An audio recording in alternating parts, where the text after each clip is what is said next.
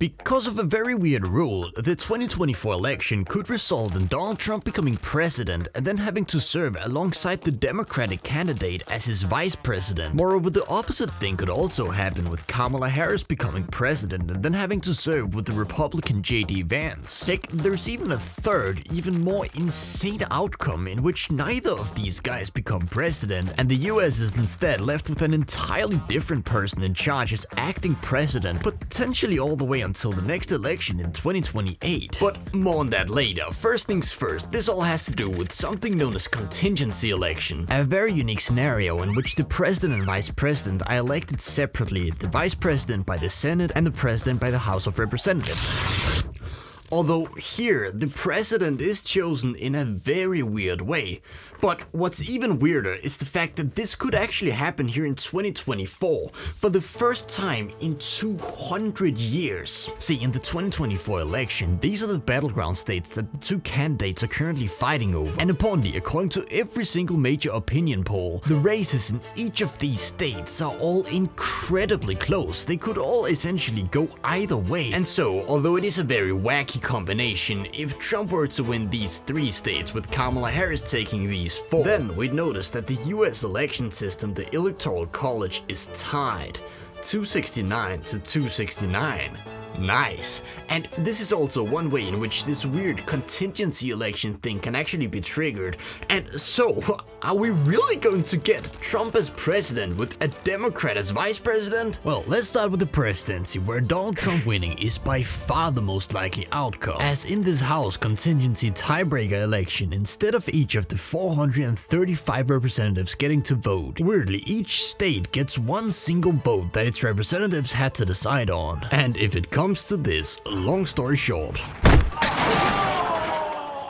Which brings us on to who's gonna be his vice president, or is he even going to get one? See, for a long time it looked as though the Republicans were going to easily win the Senate, but here in the final weeks leading up to the election, an independent candidate, Dan Osborne, has skyrocketed in the typically solid red Nebraska. And although he does have things in common with both sides, he does seem to lean more Democrat than Republican. And so, if he pulls through with this upset, and if he sides with the Democrats in this tiebreaker Senate scenario, both of which I want to emphasize are big ifs, but if, then that would likely tie the US Senate at 50-50, meaning that unless some kind of deal is reached, there's just not going to be a vice president.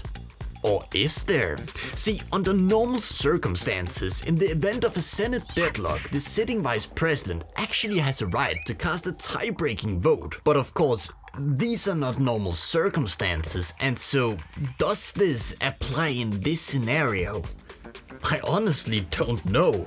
Well, actually, no one knows. It's an unresolved legal question, meaning that if it's ruled in favor, then bada bing bada pow, Trump gets a Democratic vice president. But if it's ruled against, well, once again, if there's no deal, there's no vice president. Which is also where it gets dangerous. See, remember in the beginning of the video I mentioned that there's another outrageous scenario in which neither of the main candidates become president and instead a whole nother guy takes over. See, going back to the House election for a moment, in order to win the presidency, you can't just have the most states, but you straight up need a majority, or at least 26 of the 50 states. Now, it is a very tough task and highly unlikely to actually happen.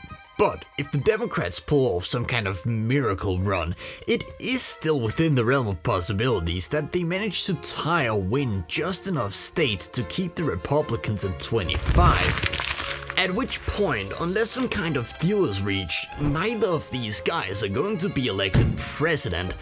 And so if we're also in the scenario where there's no vice president either to take over, well, that puts us into a bit of a pickle, taking the form of the controversial law of presidential succession, where the first one up on the list is the Speaker of the House. You know, a person who was neither elected for the presidency or even the vice presidency. Heck, to further complicate things, the Speaker of the House actually has a pretty solid reason as to why they'd want to say no to this offer. And so the rabbit hole just keeps going deeper, but let's not continue down that way because I think it's more important to just ask, why is this a thing? I mean, everything I've said in this video is highly unlikely to actually happen. I guess you could say everything is just on paper. But given how important the US president is, a self-destruct sequence like this just shouldn't even exist, even if it's basically just on paper. But thankfully, this is also the only way in which the US election system can completely break. Right?